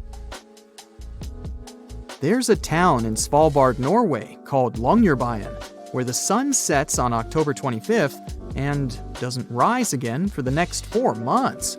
When it rises again in spring, the locals gather on the step of an old hospital at 12:15 to welcome the sun and celebrate its return. Then, it doesn't set for over 4 months. It happens because of the way the Earth is tilted on its axis. The sun only rises and sets once each year at the North and South Poles. Longyearbyen is the northernmost town in the world, so it gets affected by that. Its residents occasionally see polar bears and reindeer in the streets and get around on snowmobiles. The Italian village of Viganella was built right at the bottom of a deep valley and on the wrong side of the mountains. They cast huge shadows and deprived the village of the sun for the entire winter. The locals used to live like that for centuries, until one engineer decided to build a large mirror high on the opposite slope of the mountain. It's operated by a computer and reflects light on the central square of Viganella for at least 6 hours a day during the darkest months. Santa Cruz del Islote in Colombia is one of the world's most crowded islands, with around 600 residents in a 2.5-acre area. Fishermen built this island on a coral platform over a century ago. They chose it because of its beautiful location and the absence of mosquitoes. The families of the original settlers were growing, and most of them never left the island. You'll only find people with 6 different last names living here. When the family needs extra space, they just add an extra floor to one of around 100 homes in town. Now it has a school, shops, a church, and 1 restaurant. There is no traffic, since the streets aren't wide enough for cars or trucks, and the distances are perfectly walkable. No one on the island locks their doors, because everyone knows each other, and there hasn't been a single crime. Another place where people don't lock their doors is the Shani Shingnapur village in India. In fact, local homes and even shops don't have front doors, keys, and locks, but locals never feel unsafe. Residents believe their village is under the protection of Lord Shani, who will punish anyone who tries to steal something. A legend says that around 300 years ago, after heavy rain and flooding, the locals found a huge rock. The same night, Lord Shani appeared in the dreams of the village head and promised to protect the village if they kept the rock in the village unsheltered. The deity would live on the rock and oversee the village. Once the first bank opened in the village, they added a glass entrance and a barely visible electromagnetic lock with a remote control to respect the tradition. If you're looking for the most relaxed place in the world, check out the Villages in Florida. You can't move here unless there is at least one person over 55 in your home. And you'd have to leave behind any family members under 19. The most popular means of transportation in the villages is a golf cart. There are all sorts of free fun activities for the residents, so it's far from boring. Rekat structure is a giant formation in the Sahara that looks exactly like a giant bullseye. It's so wide that you can see it from space. Even the CIA got interested in it. In 1965, they planned a flyover looking for geomagnetic anomalies. The findings are still classified. Perhaps the theories are true, and this place is truly the lost city of Atlantis. Now, Atlantis supposedly sank beneath the waves, but recent discoveries are pointing us in a different direction. This is an ancient story that goes far back in time, and Plato was the first to mention it. The place had loads of greenery and a curious structure: 3 concentric circles of land surrounding 2 circles of water. 2 key quotes from Plato's writing suggest that Atlantis might not have been a typical island in the middle of the ocean. Plus, Atlantis had a major influence from Africa and Europe, challenging the idea of it being in the Atlantic. It turns out that the Eye of the Sahara and Atlantis look alike. When astronauts saw the Eye of Sahara from above, they initially suspected a meteorite impact crater, but the rings of the structure matched the layout described of Atlantis. More importantly, the Sahara wasn't always a desert. It turned from a tropical region into a desert around 11,000 years ago. Researchers found evidence of a massive river called the Tamaracet that could have sustained a community. This river flowed toward the Rekat structure, aligning with Plato's description. The Trans-Saharan Seaway ran through the Sahara 50 to 100 million years ago. The sea allegedly destroyed Atlantis around 11,500 years ago, likely due to a rapid rise in sea level caused by the end of the Ice Age. NASA's worldview imagery shows patterns consistent with this theory. Those concentric rings might be a key to unlocking the secrets of our planet's evolution over millions of years. They're shaped by erosion on resilient rock layers, creating a spooky pattern of ridges and troughs. The central peak stands proud at 1,300 feet. The central part has undergone a significant erosion makeover, revealing a circular structure with a raised peak. Unlike impact craters, the Eye of the Sahara flaunts a striking balance and symmetry. Some say it results from rock uplift, sculpted by wind and water. Others think it's an ancient anticline, eroded to reveal its concentric glory.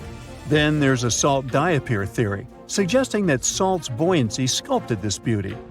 Dating techniques have proved that it formed 541 to 252 million years ago, give or take a million or two. Ancient tools are scattered around the outer rings of the structure near riverbeds. Some older stone tools have also been spotted in the same areas. And still, even though some spear points from the Neolithic period have been found, there aren't many signs that people were living there back then. The area seems to have been used for short-term activities like hunting and making tools. There are other unearthly mysteries that haunt our world. One such enigma is in Norway: the ominous Hessdalen light phenomenon, also known as the Valley of Lights, leaves scientists confused. This valley is 10 miles wide. It's quite isolated, but a peculiar blue box sits high on the hillside, equipped with cameras scanning the valley. The unsettling saga began in the 1980s, when the night sky over Hessdalen erupted with burning fireballs, a recurring spectacle that sent shivers down the spines of those who witnessed it. This wasn't a fleeting occurrence, rather it became a regular thing. Terrified locals reported encounters with these unexplained luminous phenomena, some of which happened near their homes. Unease spread like wildfire. At its peak, there were about 20 sightings every week. The phenomenon made its way into newspapers, magazines, and media worldwide. Soon, people flocked to the valley, hoping to see the lights themselves. In 1984, experts joined the fray, armed with sophisticated instruments like magnetometers, radiometers, and other ometers. What they encountered was mind-bending. lights that defied explanation. Some moved at a leisurely pace, while others raced through the sky at an astonishing 19,000 miles per hour. People tried to explain these lights: airplanes, distant reflections, ball lightning, satellites, planets, meteors. But the speed and how these lights danced ruled out all those theories. We're slowly approaching another mysterious place. This is the greatest subglacial lake among Antarctica's 675 known lakes. It can easily hide unknown life forms. This lake is beneath the East Antarctic ice sheet. Dive about 2.5 miles under the ice, and there you'll see Lake Vostok, located at 1,600 feet below sea level. This lake is 155 miles long and 31 miles wide at its broadest point. With an average depth of 1,400 feet, it's also the world's sixth largest by volume. It's like an underwater city with lofty pillars and deep basins. The secret lake was discovered in 1993, yet it had been waiting to be found down there for over 2,000 years, collecting ancient secrets. In 2012, scientists drilled through the ice, creating the longest ice core ever. They pierced the ice all the way to the lake's surface. The year 2013 brought an unexpected twist when the tranquil waters erupted during the extraction of an ice core, mixing with drilling fluids. Then they got a pristine water sample in 2015. Some believe there might be previously unknown life forms down there, since it's a fossil water reserve that's been untouched for millions of years. That could be a lot like those speculated ice-covered oceans on moons like Europa and Enceladus. It all started with a theory in the 19th century, suggesting fresh water lurking under Antarctic ice sheets.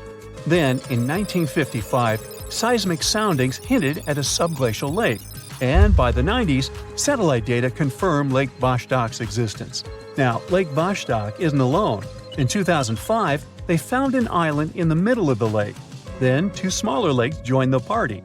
They suspect that a secret network of subglacial rivers might link these lakes. Now, very far away from Antarctica, in Venezuela, Catatumbo lightning presents a sinister light show at the junction of the Catatumbo River and Lake Maracaibo. This unsettling lightning phenomenon happens at about 140 to 160 nights a year, going on for 10 hours a day, and can flash up to 280 times in a single hour. The frequency of this lightning show changes with the seasons and from year to year.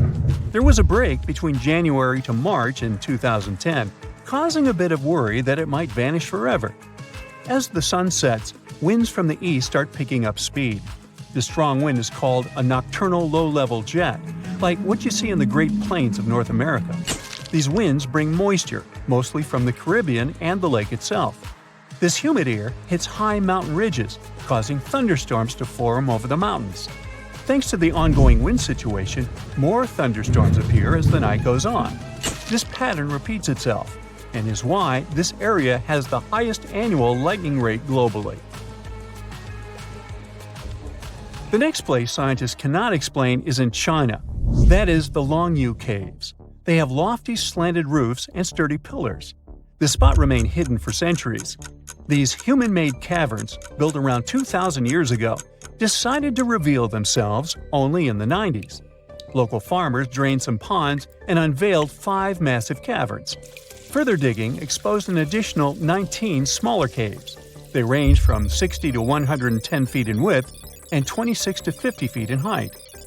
Archaeologists found historical relics from the reign of Emperor Zhuan of Han, dating back to over 2,000 years ago. Now, how did these caves survive for more than 2 millennia without falling apart? No ancient records explain the way they were crafted either. The walls show chisel marks, hinting at some layer-by-layer chiseling action, but the exact construction process is still a head-scratcher. Recently, scientists made an astonishing discovery that might solve Stonehenge's mystery. They found something hidden deep within the DNA of Stonehenge's sarsen rocks, the huge monolithic ones, and it might reveal why our Neolithic ancestors designed and built this thing in the first place. Over the years, scientists have been scratching their heads trying to figure out where the huge sarsen rocks came from. For years, they believed they came from a quarry just 15 miles away from the site, known as Marlborough Downs. At this site, they found similar minerals to the ones that make up the Sarsen rocks.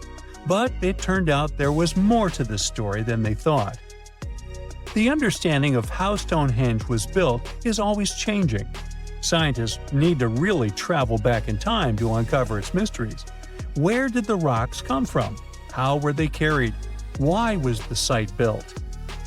You see, the Stonehenge site, located at Salisbury Plain in England, is made up of two main types of stone. There are the super heavy Sarsens and the lighter and smaller bluestones. The Sarsens each weigh about 25 tons. That's as much as 3 African elephants stacked together. The heaviest Sarsen stone, called the heel stone, weighs 30 tons all by itself. Together, the Sarsens make that iconic outer ring circle. Inside that circle, that's where you'll find the bluestones. The naming might seem a bit misleading since they're not really blue. They have a bluish tinge to them when they are freshly broken, hence the name. These smaller rocks probably came from the Preseli Hills in southwest Wales, which is about 150 miles away from Stonehenge. They're a bit lighter than the Sarsens, but still pretty heavy. The altar stone, which is classified as a bluestone, is the heaviest one, weighing around 6 tons. Its original location still isn't known for sure. To figure out where a rock came from, scientists first have to study their composition. This is like checking the rock's DNA. Then they cross-reference the structure of the rock with minerals in the soil to see if it's a match. Most of the Sarsens we see around southern England are actually made of a type of sandstone known as silcrete. Think of silcrete as sand that's been hardened by underground water processes over millions of years. This process mostly happened during a period called the Paleogene, about 65 to 23 million years ago. These Sarsen rocks didn't form in one big slab, but in patches, like nature leaving little rock gardens all over the place. Scientists reason the Sarsens spread out randomly, forming in isolated pockets. Over time, many were buried under layers of clay and chalk, which helped preserve them. When ancient builders were on the lookout for materials, these Sarsens must have looked perfect for something impressive like Stonehenge. Actually, Sarsens have been used in everything, from Roman villas to medieval churches, and even in things like road curbs and old field walls. One could say these rocks were the it material for ancient builders, and continue to be popular even into more modern times. This fact made scientists start wondering that maybe not all Sarsen stones that were used to build Stonehenge came from the same place. They've identified Sarsen sites all over the UK, in places such as Oxfordshire and Kent. After hundreds of years of studying the Sarsens, geologists finally had the right type of technology to determine the origin of the stones.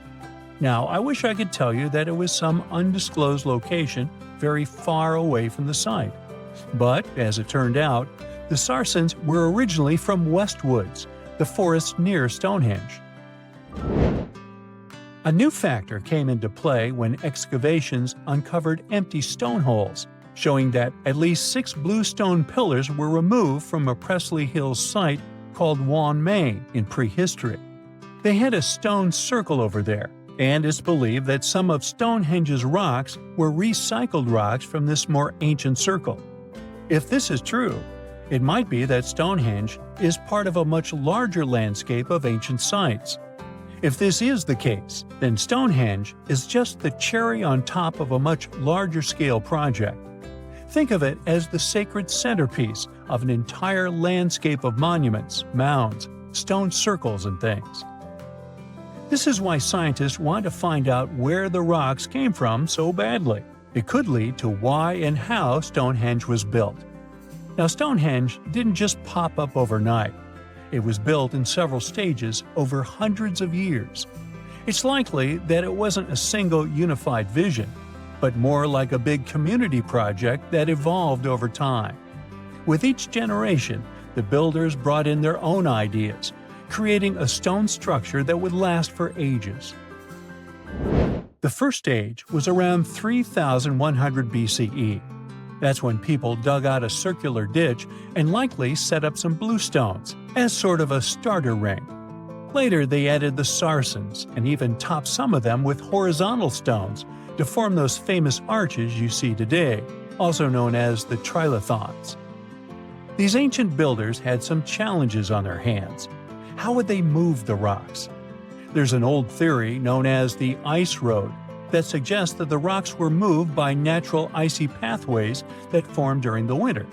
This way, they could slide the rocks down all the way to Stonehenge. But hey, if we're talking about a distance of over 100 miles, that's not too realistic. Anyways, this theory was debunked because it was warmer back then than it is today.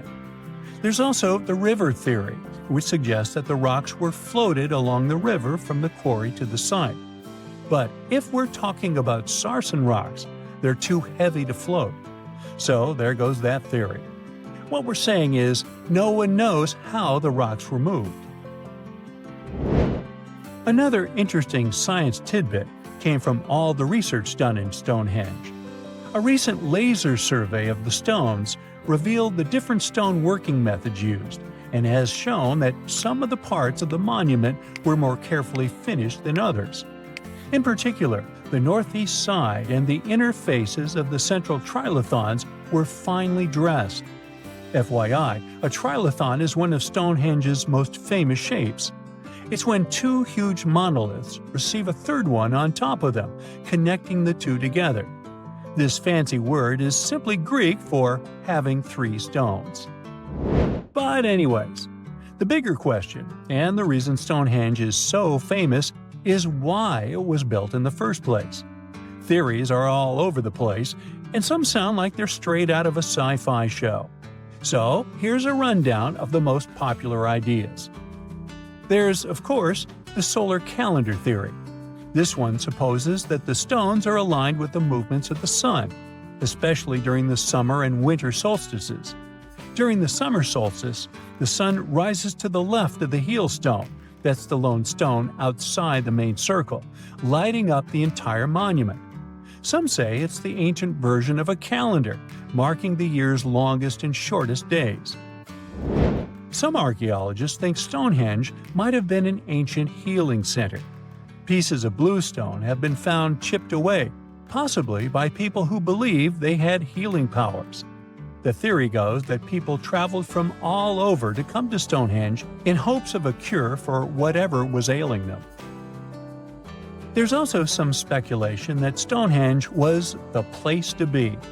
Think of it as an ancient gathering spot. Some evidence suggests that communities from distant areas traveled to Stonehenge for gatherings, feasts, and ceremonies. Studies of bones found near the site show they came from all over Britain, making it a sort of prehistoric meetup location.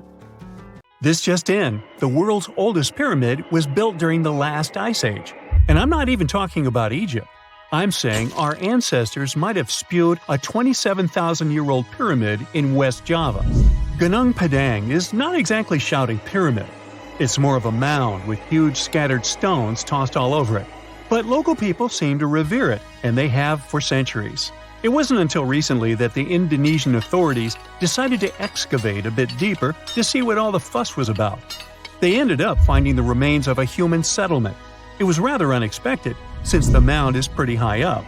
This excavation could only prove there were humans in the area as far back as 45 BCE, which sounds reasonable. It was up to an Indonesian geologist named Donny Hillman to prove that Gunung Padang is the world's first pyramid. He used all sorts of new technology to support his claim. Our guy used carbon dating, which digs deep into the earth and takes whole chunks of soil. He found layers and layers of constructions, like he was digging up Rome and finding ancient buildings buried in the ground. His research proved that there had been caverns and even rooms down there, which could only mean one thing: humans. As for the rocks located up in the mound, they were most likely strategically placed by the people who lived there back in the day. They needed a place to meditate, so they arranged things in a harmonious way. Their smooth surfaces wouldn't be the result of years of erosion, but the works of great sculptures, the Michelangelos of their day, let's say. If this is all for real, then human civilizations began way before we think they did. Our ancestors, the Paleolithic humans, didn't have what it took to be considered a civilization, especially not the tools and knowledge to build pyramids. They needed a lot of masonry skills, which weren't all that available during the last ice age. His peers don't share this view though. They could believe Hillman's theory if he had found evidence such as charcoal and bone fragments, but he didn't. Flint Dibble, another archaeologist, says that without concrete evidence of human activity, there's no proof of an actual pyramid. In this case, all the data proves is that the soil in the mound dates back to 27,000 years ago. He thinks the rocks on top of the mound just slipped down the hill, like rocks normally do. Only a complex society would have managed to build a stepped pyramid like they claim it was. But according to Bill Farley, an American archaeologist, there's just no reason to believe there were any settlements in Indonesia during the last ice age. Now, just so you know, the oldest known ancient society with this kind of knowledge is probably 11,000 years old and used to occupy the region of modern-day Turkey. Take a look, Turkey's Gobekli Tepe. It's also not a pyramid, but it's the oldest monolithic construction made by humans. Back in the Neolithic period, a lot of people settled there, and there are proofs for it. For example, the walls there are covered in ancient drawings of clothing and wild animals.